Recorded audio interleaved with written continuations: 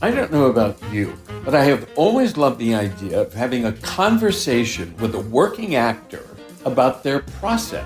We are starting a series called Conversations on Acting, and some of the actors who've agreed to talk to us are Chris Carmack, Mark Ruffalo, Margot Martindale, Sean Astin, and more. Conversations on Acting is a live conversation with working actors, allowing you to ask them questions. And the way you can participate in these conversations is by signing up for our monthly subscription on our website, idon'tneedanactingclass.com. Welcome to I Don't Need an Acting Class with Milton Justice.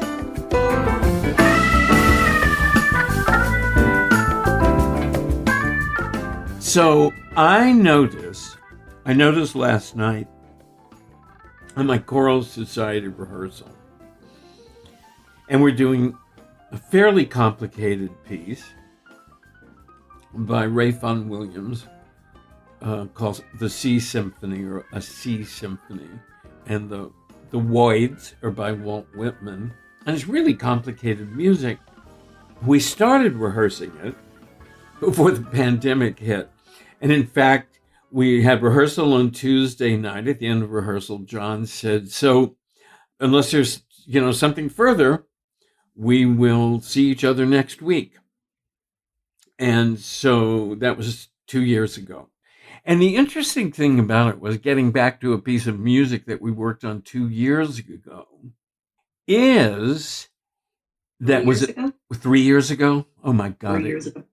God. But we didn't know it, but we knew it enough that suddenly getting back to it, it was a really strong rehearsal.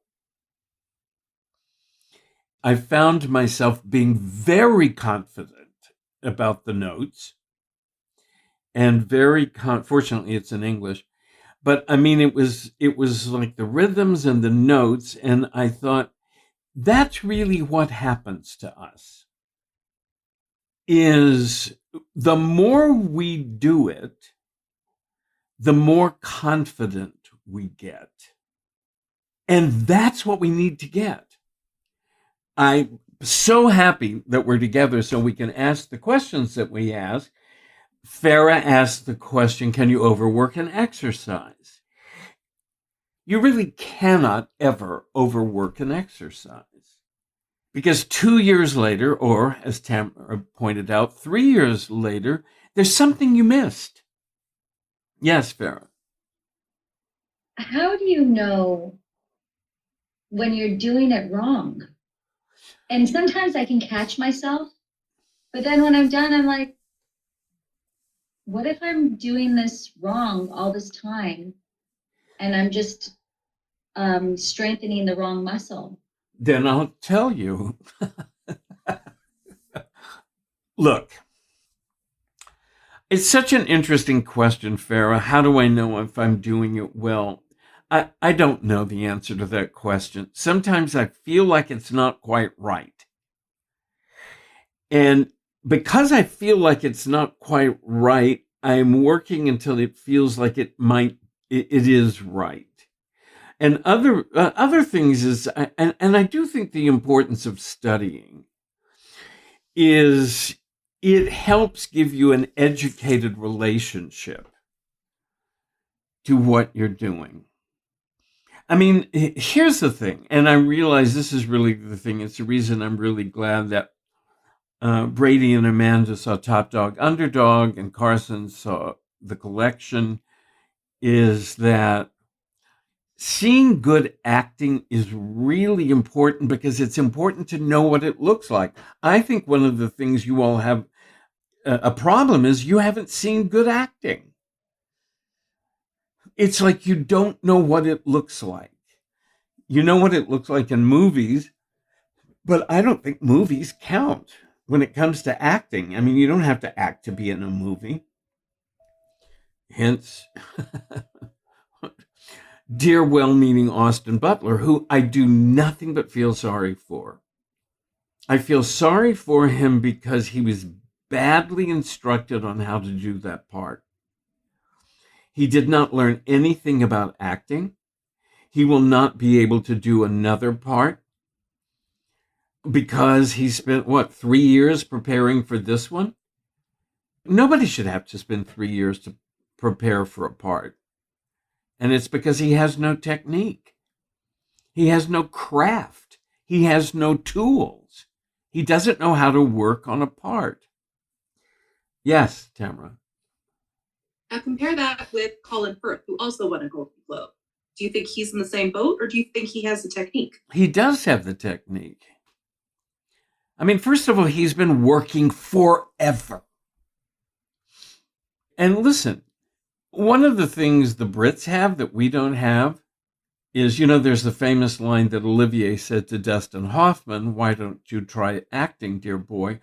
We don't have actors in movies who turn to another actor and tell them something. Although I have to tell you, it's in my book. When Chris Petrovsky, I tell this story because it just cracked me up. He doesn't even remember it, but when he did the first episode of Madam Secretary, he was so nervous and he was so upset and he worked so hard. And he was so clear about his action, and they rehearsed a scene. And, Tim Daly could barely remember lines. I mean, it wasn't, he couldn't remember lines. He just didn't know them.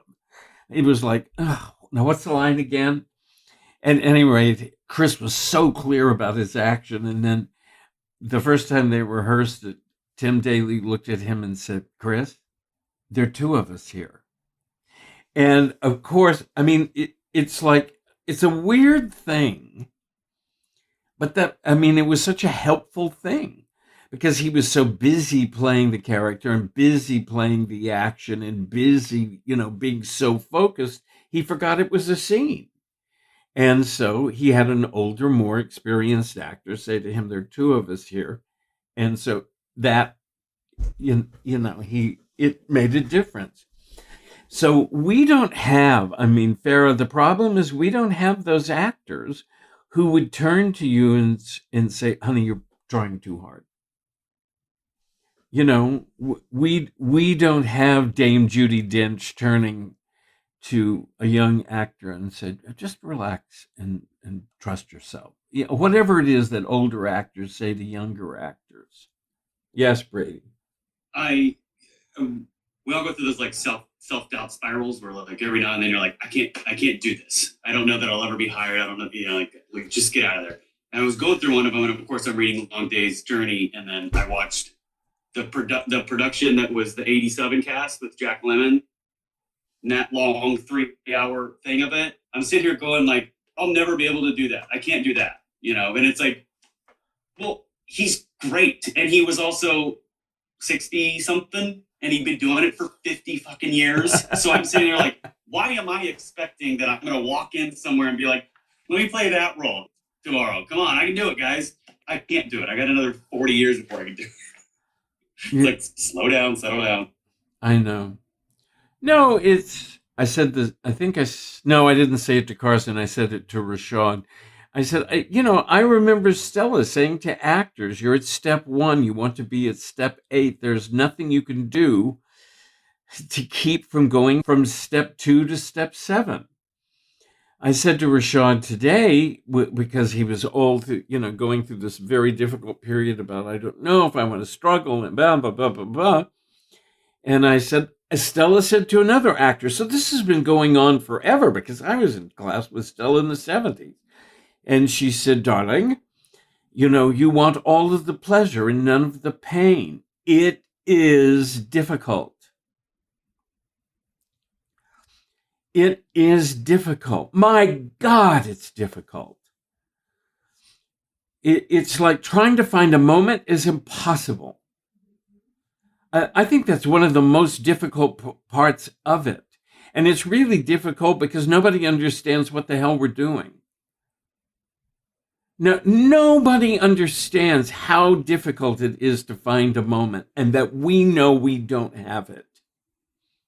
I worry less, Farah, about you doing an exercise wrong than you getting frustrated by feeling like you're not getting something and not knowing that that's part of it.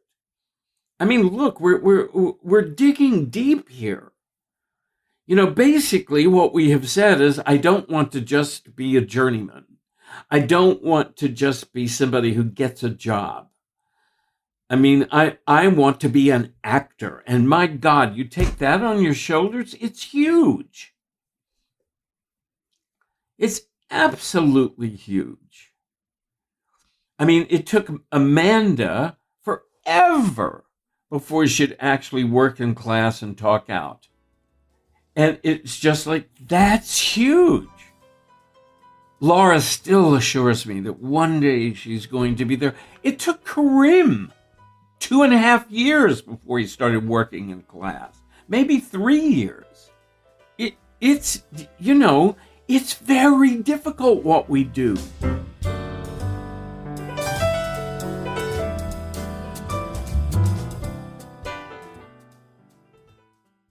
I always felt sorry for Chris Petrovsky because I taught him very well not to listen to anyone. And that was really important. 2 things I taught him. One, he said, one of them was, I said, don't you have an assignment for Tim's class? It was teaching technique 1 or 2 or some damn thing. And he said, oh no, I did that exercise. Well, that was just me going off. That was a half an hour. I said, there is no such thing as I did that exercise. Now, that's very difficult to understand. It's very difficult to understand that I've given you 20 commencement speeches and you could do all 20. You could do, okay, I've done this one and I learned something for that. Now I'm going to try another one. All right, I did that one. Now I'm going to try another one, because you do not get these concepts by doing them once. When you do, if you did, how many commencement speeches do we have? What, 20 or something? If you did all of them, you would have such an incredible sense of looking at text and being able to figure out what a sequence of thoughts is, how you go from one thought to the next, and how you begin to get a sense of what the size of an idea is. I mean, what an amazing thing. What an amazing thing to know. But here's the issue, and here's something I learned from Leonard Bernstein. As part of my fascinating life, I lived in the same building that Leonard Bernstein did. And so he had a rehearsal studio on my floor. And so, do you know who Leonard Bernstein was, Carson? Oh, God. It's just sad. You gotta Google faster than that, Carson. You gotta Google faster than that. All right. So Leonard Bernstein was one of the great conductors in the history of civilization. Aside from writing the music to West Side Story. And he was famous. There's so much I have to teach you all. He was particularly famous for introducing Mahler, the composer, to American audiences. It was like his road into Mahler was so extraordinary. It was like Leonard Bernstein was so part of New York that Stella Adler's daughter Ellen told me this, that when he died, the funeral cortege went along FDR Drive, which goes along the east, and there was a construction site. And as the funeral procession, they closed FDR Drive except for the funeral procession. And as the funeral procession went by, all of the workers on a building took off their hats. I mean, he was the most. I mean, his fame in New York was I mean, it's around the world. He was famous. You can still see them, and you should probably watch them, Carson, on YouTube. He did young people's concerts in which he introduced young people to classical music. I mean, everything about Lenny was just fun, and he was sexy, and he had other issues. But I heard that he was going to be playing the piano for a performance of Rhapsody in Blue. And his rehearsal room was on the floor where I lived at the Dakota. And so I thought, oh, this is cool. I can hear Lenny practice. How cool is that? And so when I went to kind of hover down the hall to hear him practice, all he was doing were scales. He wasn't playing the piece. I heard which is the first thing I learned when I started taking the piano. So, I mean, that's it. It's like he knew that what he needed to do were the scales. He didn't need to play the piece of music. He needed to do the scales. Now, yes, these things are not easy to do, and sometimes they're tedious. However, you start to challenge yourself, I think, by saying, I can make this really interesting. I can go back and do I Love the Beach one more time and kick ass with it. And that's when you have that feeling, you say, that's it. And you have to know, based on this is where I am today in my development as an actor. Am I ready to go to Broadway? No. Am I better than anybody else? Yes, because none of them have done this exercise and none of them can do this exercise that well. I was talking to Chris Petrosky about this, and I've talked to you all about this before. I think one of the reasons that he and I both did well is because we had no expectations. I was shocked that somebody hired me. Every job I ever had, I couldn't believe I got hired. It's like, I don't know how I was beaten to death by my father. Well, actually, I told Rashad this today. I said, no, and here's what you have to understand. I said, I was built. I was going to do my first Broadway play. I wasn't even 30. I was the first one of my friends who was on Broadway producing a play. I mean, I thought I had kicked ass. I mean, it was a Tennessee Williams play. I mean, it was like, this is it. I'm on my way. Play closed in 4 days. Okay, now second play. Second time. I'm now with my two best friends from school. Jack wrote the play. Garland was directing it. Our friend John Arnone designed the set. I mean, it was like us. We'd gone to college together, and here we were on Broadway. And I thought to myself, well, I already had one flop. That's it. I got that out of the way. So this one's bound to be a hit. Also a flop. So, bless his heart, well-meaning. My father's comment to me was, well, Milty, you had two flops. Maybe the universe is trying to tell you something.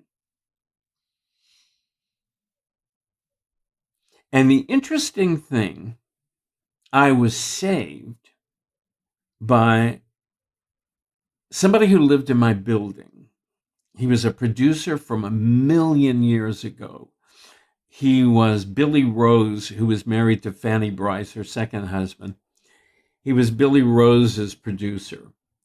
And I was walking into the building as he was walking out of the building, and he looked at me and he said, hey, kid, nobody said it was going to be easy. And that was it. Saved.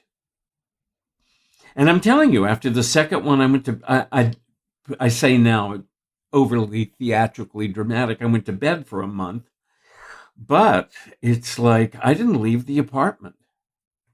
And Garland, I didn't hear from him. And about a month later, he called and he said, let's have dinner. And so Jack and Garland and I had dinner. And he said, well, I've decided to stay in the theater. And I didn't even know he'd given up. And he'd gone to St. John for a month. He had a fabulous tan. But at any rate, he'd gone to the Bahamas for a month.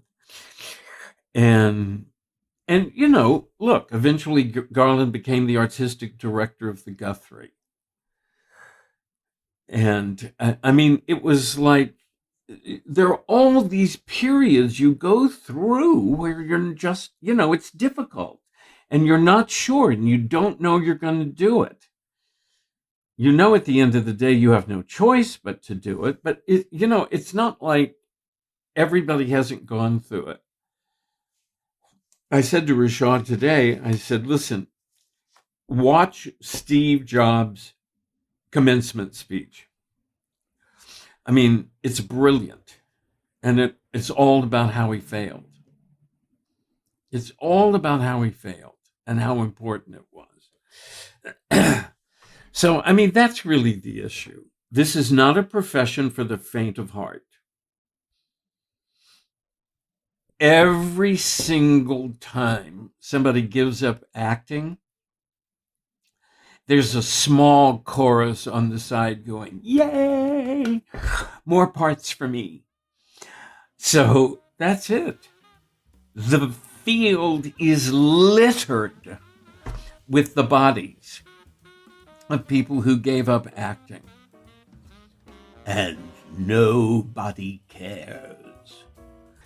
So it's endless.